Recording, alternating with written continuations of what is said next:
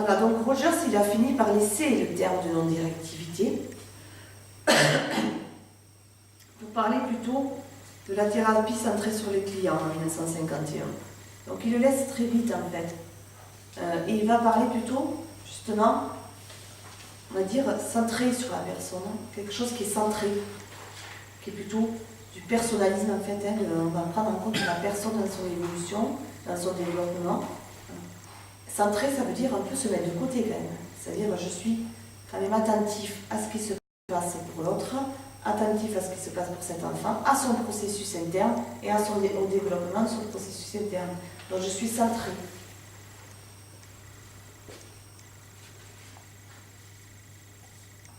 Donc non-directivité, il le laisse tomber effectivement parce que ça ne lui suffit plus. Et puis il a été critiqué effectivement en pédagogie, puisque Rogers a été beaucoup utilisé en pédagogie en France, notamment dans les années 60, où il a été critiqué, on lui a dit mais en fait vous laissez faire. En fait, c'est du laisser faire que vous faites, non-directivité, les enfants ils font ce qu'ils veulent, enfin c'est n'importe quoi, c'est du laisser faire. Surtout que dans les années 60, il y avait le courant encore bien ancré, contraignant, rigide, etc. dans l'éducation. Voilà. Donc vous laissez faire, mais non, il ne laissait pas faire, c'était centré sur la personne de l'enfant. Et ça a été mal entendu, mal compris. Donc il laisse tomber cette histoire de non-directivité pour dire plutôt centré aussi sur la personne. Et ça c'est important. C'est-à-dire qu'on n'est pas non-directif, mais qu'on a une centration particulière.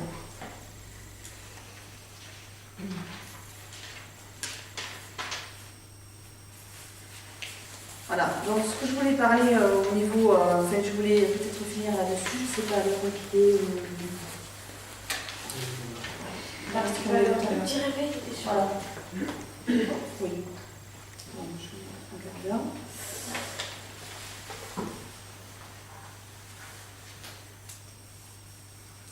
Alors, sur la pédagogie, je commençais à en parler justement. Quels a été les champs d'application de la non-directivité?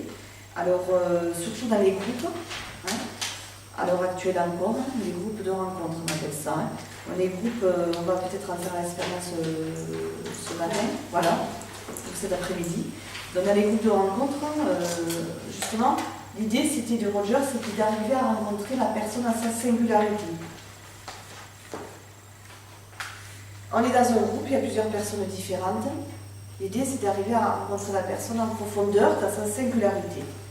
Il nous dit que plus on va rencontrer ce qu'est la personne, ce qui la fonde dans sa singularité, plus on va rencontrer l'universel de l'humanité. Puisque, effectivement, c'est ce qui est hallucinant. Par exemple, la solitude. Rencontrer, voilà, je me sens seule, etc. Et on va approfondir ce sentiment, on va se rendre compte qu'effectivement, peut-être dans la même manière, quelque chose qui est similaire de la ressentir. Même avec nos différences, bien sûr. Mais en fait, en rencontrant la singularité, donc la diversité dans un groupe de chacun, on arrive à rencontrer ce qui est universel et donc l'humanité, ce qui fonde l'humanité. Par la solitude, mais ça peut être, je ne sais pas, dans la fraternité, enfin plein de choses comme ça. Voilà. Dans ces expériences de groupe où il n'y a pas de thème, il n'y a pas forcément un thème particulier, il réunit des gens, et puis il y a quelque chose qui va être émergent, effectivement, un flux tout d'un coup, d'un groupe qui sort, un thème va émerger, et il va y avoir des résonances, et chacun va parler de soi et de sa singularité, il va favoriser ça en reformulant, voilà, avec les attitudes, bien sûr, en créant un climat de sécurité. Et on va arriver à une rencontre. Chose assez fort à chaque fois, puisqu'on a fait l'expérience, nous. Voilà. Mais c'est employé beaucoup dans cette histoire de la non-directivité. Ça permet un changement personnel et ça permet un changement aussi dans le groupe. Il y a vraiment des choses qui se passent de la rencontre humaine et profonde. Dans les universités aussi, Rogers a été employé, on ne le cite pas, la non-directivité, si on en parle en fait. Par exemple, l'entretien non directif de recherche. Bon. quand vous êtes étudiant, ou même peut-être si vous faites des compléments d'études en sociologie, en psychologie, en anthropologie et toutes les sciences humaines, il n'y a que Rogers. Entretien non directif de recherche, c'est Rogerien. C'est-à-dire on a un thème, on part d'un thème là par contre, et on va approfondir avec la personne, on va avoir un enrichissement de son vécu, parce qu'en fait la non-directivité, la question ouverte, la reformulation, ça ouvre le champ d'exploration. Si vous posez une question et si la personne ne peut répondre que par oui ou par non, ça ferme le champ d'exploration. On a un tout droit. On dit que là, on ouvre le champ d'exploration.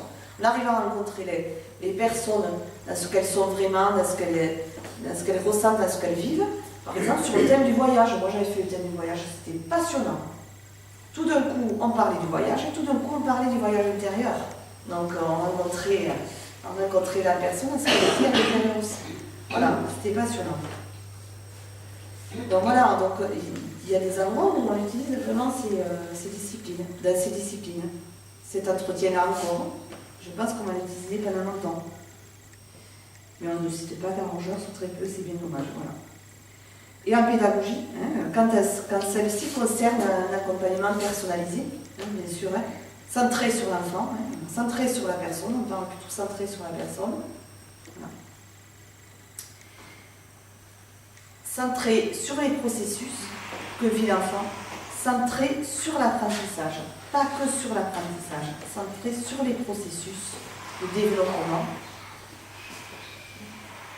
d'acquisition des apprentissages, et centré sur ces processus internes aussi, qui permettent les apprentissages.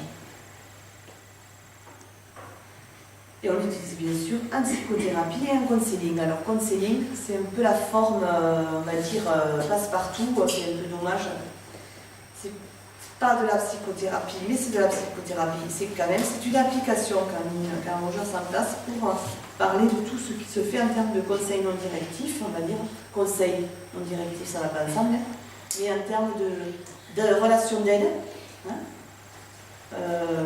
où justement on va aider les personnes sur des questions particulières. Ça pourrait être une question de chômage, une question de conversion, une question personnelle, familiale, voilà, où on va écouter de cette manière-là aussi cette personne de manière non directive.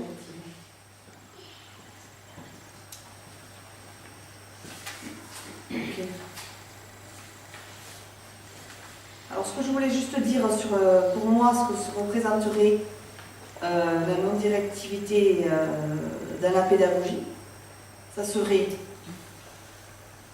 puisque j'ai affaire à des adultes, moi plutôt, dans ce sens-là, en tant que formatrice, mais ce que nous, on a mis en place qui fonctionne bien, je pense qu'après le questionnement se pose au niveau des enfants aussi d'une autre manière, ça serait justement plutôt des processus expérientiels, c'est-à-dire faire l'expérience de quelque chose,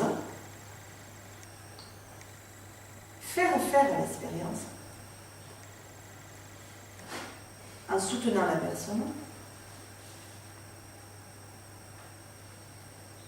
étape par étape, ça permet d'intégrer les apprentissages. Sinon, on n'intègre pas, ça reste extérieur ou externalisé.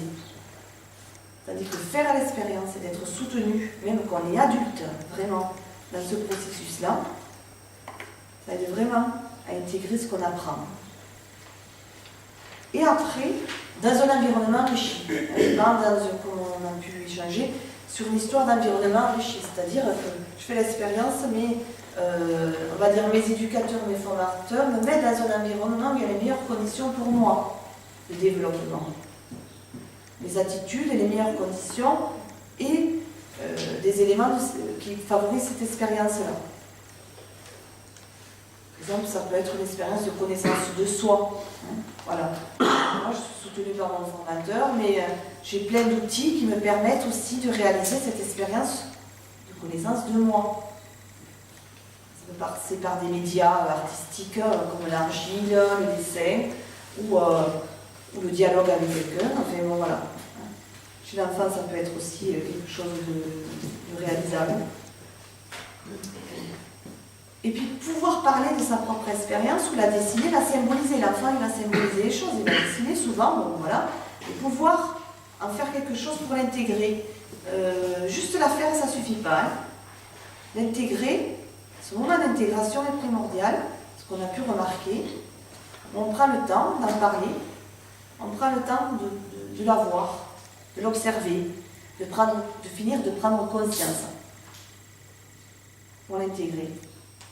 Ça peut être mettre des mots, mettre du sens, faire des dessins, la laisser se déployer. Ça va être facilité par une écoute active. Hein, voilà, profonde dans ce processus. Et puis après, pouvoir faire le lien peut-être avec la théorie. Qu'est-ce qui existe en termes de théorie? Qu'est-ce qui existe en termes d'apprentissage, de notions est-ce que la théorie, je peux la relire à la lumière de mon expérience, justement, hein, c'est ça. C'est-à-dire la théorie, il y a des livres d'école, vous dites, bon d'accord, mais est-ce que c'est juste pour moi? Est-ce que je viens de faire l'expérience de quelque chose, par exemple, des éclipses, par exemple, une éclipse, bon voilà, j'ai fait l'expérience, peut-être j'ai suivi tout ça. Est-ce que dans leur livre, dans ce que j'apprends, est-ce que c'est juste ou est-ce que c'est pas juste? C'est justement ça. C'est pouvoir développer cet esprit critique aussi, mais à partir de son expérience, de son évaluation interne. Si le livre ne me dit pas tout, ou c'est pas tout à fait juste, ou j'ai pu voir autre chose aussi. La théorie n'est pas un savoir absolu. C'est un savoir momentané, posé à un moment donné. On va pouvoir se re-questionner, justement, hein, sur la théorie et sur son expérience. Prendre ou laisser des éléments, c'est ça évaluer à partir de sa propre expérience. C'est prendre ou laisser des éléments, prendre des éléments de la théorie qui me vont bien, en laisser d'autres. Voilà, c'est trier en fait. Hein. Réévaluer par soi-même. Tant qu'on est enfant, quand on est adulte. De ce fait, ça permet vraiment une appropriation du savoir qui n'est plus que théorique, justement, éloigné du vivant et de ce que l'on est profondément, mais plutôt intégré à l'élan de chacun. Et un savoir qui peut se compléter, bien sûr.